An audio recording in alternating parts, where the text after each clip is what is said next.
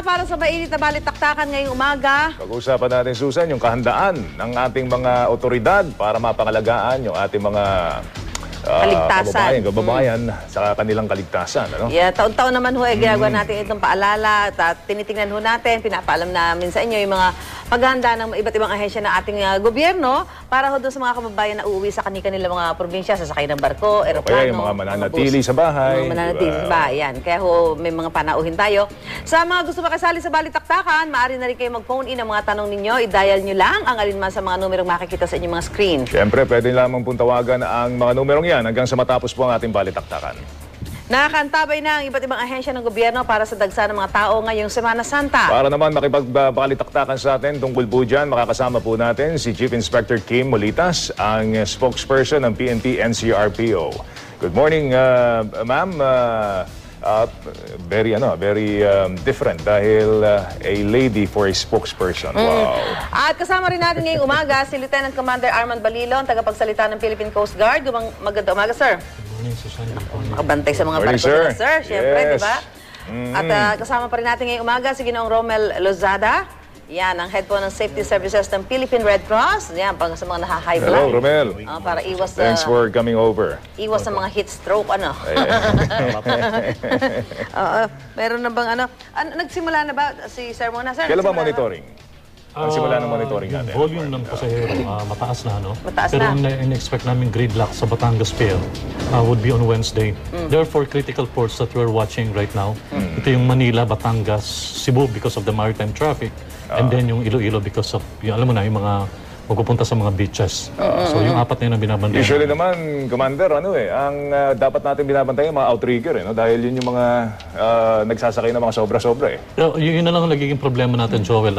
We call that yung mga outrigger na mga colorum vessels. Colorum. And these are wala mga life jacket, walang life-saving equipment.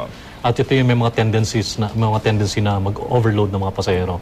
Chief Inspector, doon po sa ating monitoring, may mga report na ba sa atin kung may mga, madalas yan, may mga nakukuhanan ho ng mga bladed weapon, ano? Mga sumasakay sa mga bus. Madalas po talaga, yan yung mga common na insidente natin, ano? Pero we're very glad to report po sa ating mga kababayan na ngayon po medyo natuto na yung ating mga kababayan. So marunong na po sila, wala na po masyadong nagdadala ng mga pinagbabawal natin. And gayon, alam na rin po nila na hindi sila, mas maganda po na hindi sila nagdadala ng maraming bagahe para po ma-accommodate sila mas madali dun sa ating mga terminals. Travel light, ayan. Travel light. So, ang Red Cross ba, ano bang participation ng Red Cross sa pagmamaintain ng kaayusan ngayong Semana Santa? Sa ngayon po, we have 100 chapters po. At ang aming unang ginagawa na ngayon ay maglagay po ng mga first aid stations at saka ambulance services nationwide. Usually doon sa mga bus terminal kayo naglalagay. Karamihan po sa mga converts na mga tao, kagaya ng bus terminals, mga pier, mga simbahan, sa mga major highways like NLEX, SLEX. Ano yung usual na kasong tinatrato ng Red Cross? Last year po, ang basis natin sa mga minor incidents na sa mga 2,000. Karamihan po dito ay mga heat stroke. Heat stroke, Like heat stroke. okay.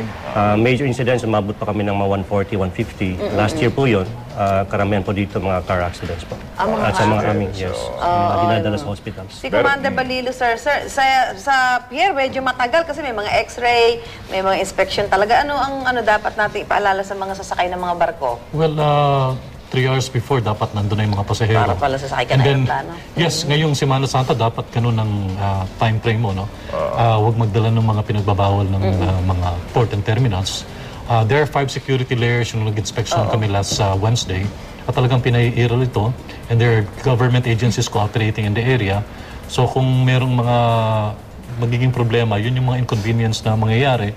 Dahil may mga dala kayong mga bladed weapons, mga toxic materials, tapos kung may mga baril kayo, hindi dapat.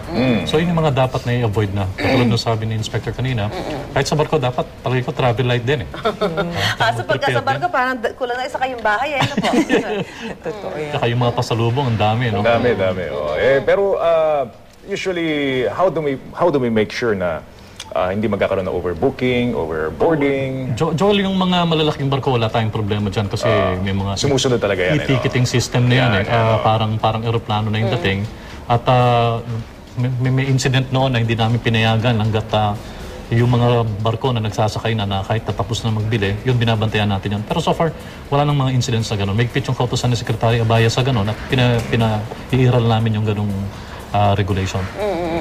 Sa mga ano ba, sa mga bus, yung mga pasahero sumasakay sa mga bus, ma'am, ano yung ano po? Kasi isa din kasi Joel dito, dapat tiyakin natin yung mga sasakyan natin mga bus in good Good running condition. Diba? Yes, Diba? good running Ano mga condition, opo.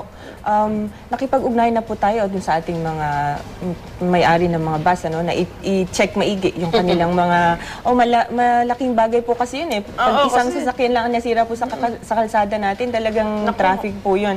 Malaking abala po yun. So, nire-remind po natin, yearly drill na po natin, ano, yung blue bags na sinasabi natin, pinapacheck po natin battery, lights, oil, gas.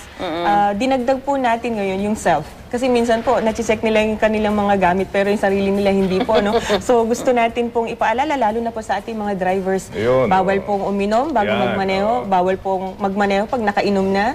At importante rin po, no, dahil usong-uso na po yung paggamit ng mga cellphones natin at mga gadgets natin. Importante po na huwag mag-drive. Kung Pero ginagamit meron po ka rin natin nakikita mga ngayon, gadgets natin. Masyado po kasi tayong yung sa social media, yung ating mga kababayan. So gusto po natin na sana po pag nagmaneho po tayo, let's give time for that. And kung gusto po nating tumawag or makipag-usap sa telepono natin, maigi po na tumabi tayo para po makipag-usap tayo. Sinasabi ni Police Officer Mulitas, tinitiyak natin yung mga bus, good running condition. Dapat siguro yung mga driver din, good driving good running condition. both. Kasi po kahit good running condition po yung ating mga bus, yung kung yung driver ating naman pong hindi. driver naman ay hindi, ay malaking factor Kaya po ang ano yun. nga dyan, pag nga mga pasahero, di ba ma'am, ang inaano natin, kung malayo ho yung biyahe ng mga tawid dagat pa, dapat yung konduktor ng bus yun ang Karelyebo. Opo, totoo po. Di ba? Dapat alam niyo yun. Or dapat dalawang driver talaga. Oo, hindi, pero usually Maliban ginagawa doon sa nila dyan. konduktor. Kung minsan may gano'n, pero minsan yung konduktor, yun na yung driver niya para makatipid. So tatandaan dapat ng mga kababayan natin. Tapos yung mga umaalis ng bahay, ma'am, Yung mga umaalis po ng bahay, oo. marami ba yung kaso ng mga, ang tawag doon, akyat bahay ba? Akyat bahay. Sa lisigan. Sa lisi. Dalawa po yun, akyat bahay o kaya lipat bahay po. No? So, ini-encourage po natin yung ating mga maganda po kasi ngayon, kagaya po ni Sir, in sync kami lahat, kasama yung Red Cross, kasama yung ating mga ibang law enforcement agencies, MMDA, lalo na po, malaking bagay po yung mga kagamitan nila, tumutulong sila sa atin. Yung local government units natin, executive, yung ating mga mayors, binibigyan suporta yung ating mga programa, lalo na dun sa pagpapatrolya sa ating mga barangay at mga subdivision. So, hindi lang naman po yung subdivision o hindi lang po yung mga barangay, kundi both. Katulong po natin yung ating mga tanods para po ipatrolya yung mga lugar na yun. Yung mga kababayan po natin, na umaalis sa kanilang mga kabahayan, pinapaalala po natin, huwag pong iwanan ang mga gamit sa harapan ng bahay, ipasok po natin, ipadlock natin ng maayos yung ating mga bahay. Kung wala po tayong kasambahay, ibilin po natin yung ating mga bahay sa ating mga kapitbahay kasi uso po sa atin yun, yung bayanihan talaga Yan po yung Dapat kabati mo sa yung ating mga kapitbahay. Kung kaaway may Pilipino. kapitbahay mo, kanino Wag mo bibigyan? Tawin mo kapitbahay mo, i-report mo sa pulis. Pwede ba yan sa pulisya? Yung pwede. Hindi po. Kilalanin po natin. Kasi di ba may mga pulis naman kayo nagpapatrol? Opo. Pwede ba sabihin mo ba, concern mo doon sa lugar ninyo, madalas ang nakawan? Yung may lagi siyang... Yes, yun nga po sabi. Kasunod po doon. Kilalanin po natin yung ating mga pulis at yung mga barangay tanods kasi nag-iikot naman po yan maganda po na familiar tayo dun sa mga law enforcers natin at yung mga barangay officers natin. Para kung may concern po tayo, madali po tayong tumawag o kaya po makikipag-coordinate sa kanila. Bago natin tawag si Maki, tatanong, Sir, pagka yung sumasakay ho ng mga barko, pag tingnan din natin yung mga life vest, yung iba may nasakay na ako dati. Parang yung sinasabi, outrigger, hindi daw ilang talaga. dekada na ata yung vest na yun, yung life jacket. Kasi hindi We naalala conducted pa. random inspection magmula last week, no? Pwede ba isumbong sa inyo pag Construction ni Atty. Contia.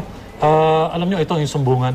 We have a hotline, yung 0917-PCG DOTC 7243682. Pero yung malalaking barko, mayroong mga sea marshal doon. Sometimes yung mga kapitan ng barko, yung crew, pag nagkaroon ng problema, ayaw umandar ng engine, hindi sinasabi yan sa mga pasahero. Ngayon, kung may duda kayo, tanungin yung mga sea marshals so the sea marshals can relate to us. Ang sea marshal natin, composed siya ng AFP, PNP, tsaka ng Coast Guard. In uniform yan, na pwede niyong lapitan. Pero may hygiene requirement pa yan. Yung bang, kasi usually yung mga life vest, ang biro man bango-bango mo.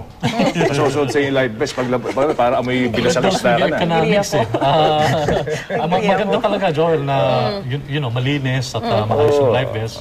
Pero ang bottom line yan, dapat makasagip ka ng life vest mo. Yes. Sir Romero, ang madalas na mga naitatala sa inyo, mga heat stroke, Pag mga minor incidents po, mga heat mga heat stroke, stroke, mga car accidents is for the major cases. Anong usual, Romel? Siyempre, wala pa rin tatalo sa maagap, no? Yung first aid kit na dapat dinadala ng bawat pasahero.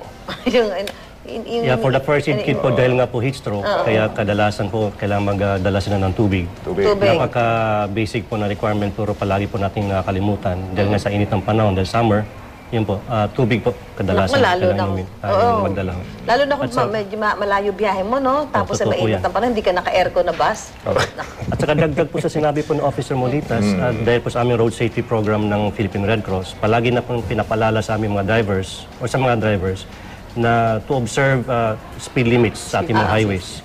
Kadalasan po yung po isa naging rason, yun po sa shoulder lane at saka sa fast lane. Paminsan nakakalimutan natin yung mga rules na yun, kaya nakakaroon po ng Pero car accidents. all we can do is to remind them eh. Minsan, pag walang nakatingin sa kanila, talaga nagmamatulin eh. No, syempre. Yung iba kasi kailangan mauubusan ng kalsada eh. Ayan, kumustahin natin ng mga kababayan nating uuwi ng mga probinsya ngayong Semana Santa. Sabi natin ang panlasa na masa mula kay Michael Fatin. Maki!